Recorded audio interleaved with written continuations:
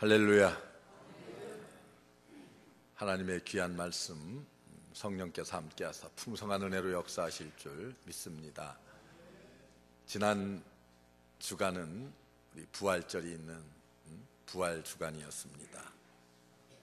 예수님께서 부활하신 다음에 약 40여일 동안 이 땅에 계시면서 많은 사람들에게 나타내 보이셨습니다.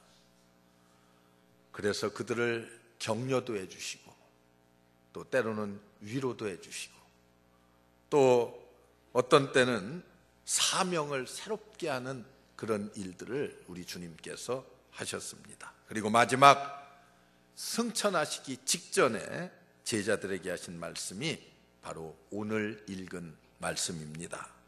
너희는 온 천하에 다니며 만민에게 복음을 전파하라. 믿고 세례를 받는 사람은 구원을 얻을 것이요 믿지 않는 자는 정죄를 당하리라. 이렇게 말씀하셨습니다. 한마디로 얘기해서 무슨 말씀입니까? 열심으로 나가서 복음을 전하라.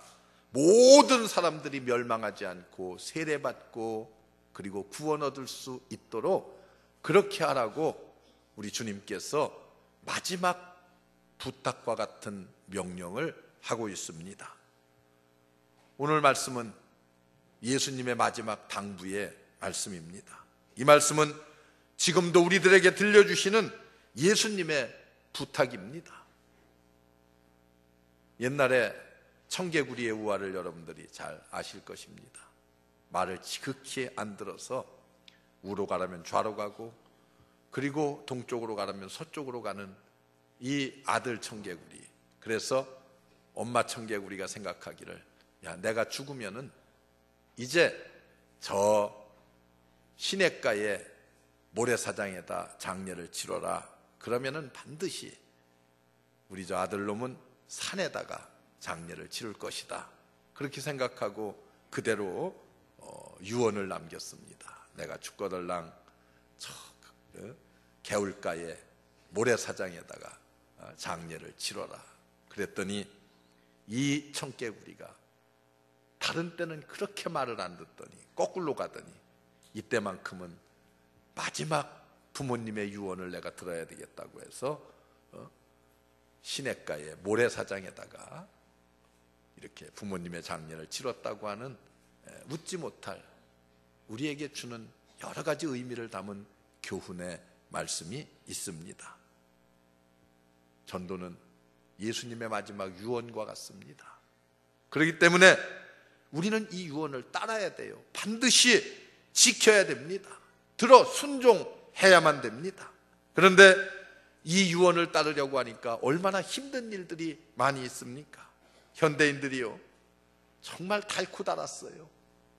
그래서 어떻습니까? 말을 듣지 않습니다. 전도하기 갈수록 힘이 드는 것은 아마 여러분들이 몸소 체험해서 잘 아실 거예요. 마음이 강팍해졌습니다. 그래서 전도는 어느 때 하는 것이 좋은가? 첫째는 전도는 어릴 때 하는 것이 좋습니다. 전도는 어릴 때 해야 돼. 아이들이 백지와 같은 시기, 여러분 도화지에 아무것도 그리지 않은 하얀 백지의 도화지를 가지고 그림을 그리면은 그리는 대로 나타납니다. 마치 어린아이들은 우리가 가르치는 대로 신앙의 모양이 그대로 나타납니다. 여러분 어린아이들의 교육의 중요성을 우리는 너무도 잘 알고 있습니다. 그래서 유대인들의 랍비 교육을 보면은요 거기에 이렇게 그들은 말하고 있습니다. 유치부에 학교를 들어가기 전에 아이들에게 교육을 하면은 그 교육하기가 쉽고 그 교육에 따라서 100%의 유대인을 만들어낼 수가 있다. 그리고 초등학교에 다니는 아이들을 가르치면은 50%의 유대인을 만들어낼 수가 있다. 그리고 중고등학교에 다니는 아이들을 가르치면은 10%의 유대인을 만들어낼 수가 있다.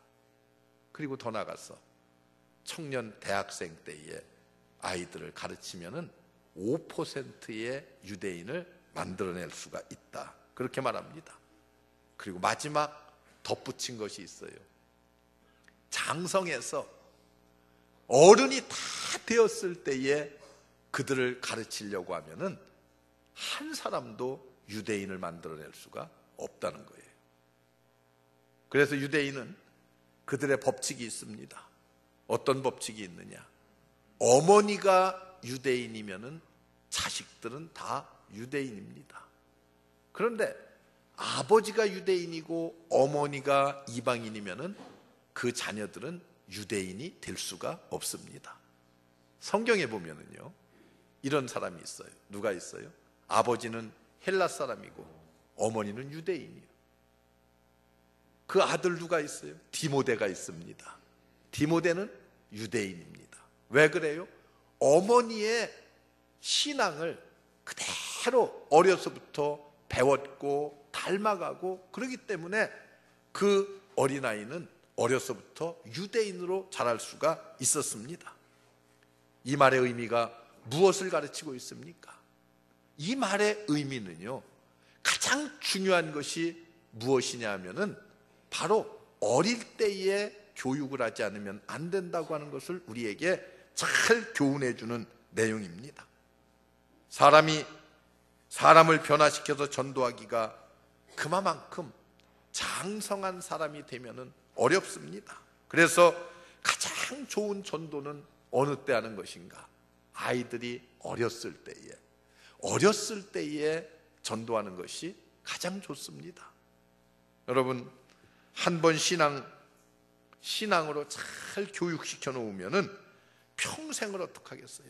좋은 신앙의 삶을 살아가게 될 거예요.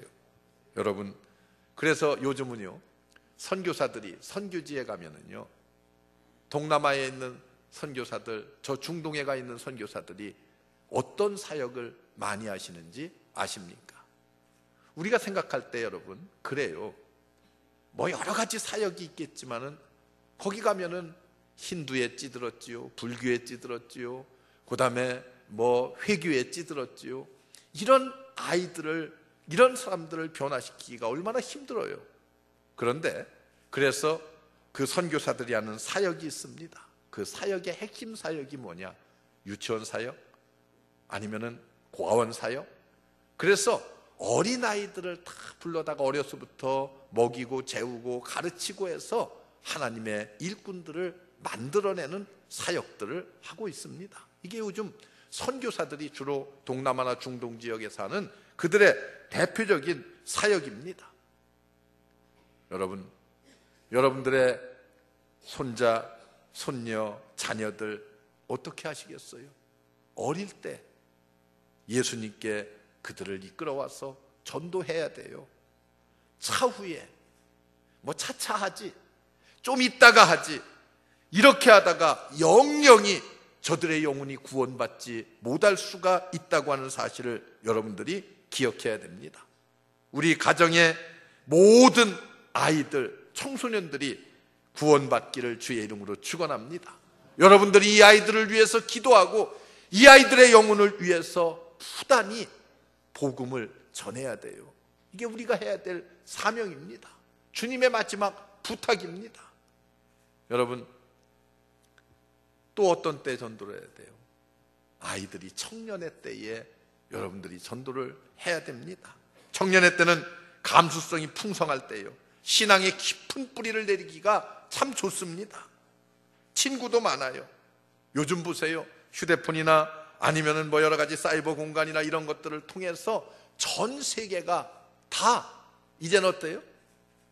한마디로 손 안에 있습니다. 손 안에. 우리 손 안에. 저도 오늘 아침에요, 휴대폰을 가지고 미국에 있는 우리 목사님과 업무가 좀 있어서 잠깐 이렇게 뭐 대화를 하지 않아도 문자로 또는 다른 메신저를 통해서 서로 내용들을 주고받아서 업무를 다 봤어요. 잠깐이면 돼. 뭐 3분, 5분 이 정도면 충분히 모든 볼일을 볼 수가 있어요.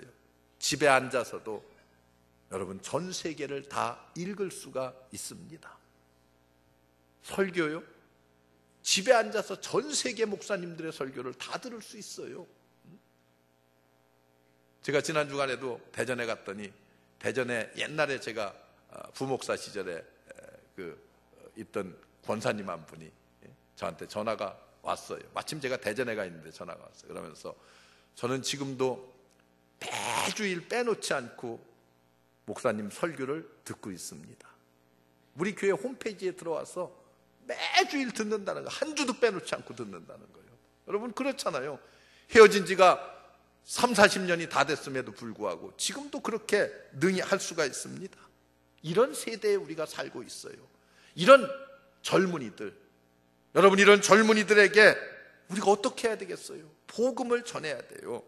청년들이, 젊은이들이 지성만을 가지고 이 세상을 산다면은, 지성만 발달된다고 하면은 이 아이들이 얼마나 삭막한 세상을 살아가겠습니까? 그러나 신앙교육이 함께 병행되면은 저들이 온전한 사람으로 구별될 수가 있습니다. 오늘날 세상이 왜 이렇게 삭막해집니까? 세상이 왜 이렇게 메말라가고 있습니까? 여러분, 신앙교육이 결핍되었기 때문에 그렇습니다. 우리 교회는 지금부터라도 젊은이들에게 깊은 관심을 갖고 우리 모든 성도들이 이들에게 복음을 전하는 일에 앞장서는, 그래서 젊은이들의 복음화에 최선을 다하는 여러분들 되시기를 주의 이름으로 축원합니다.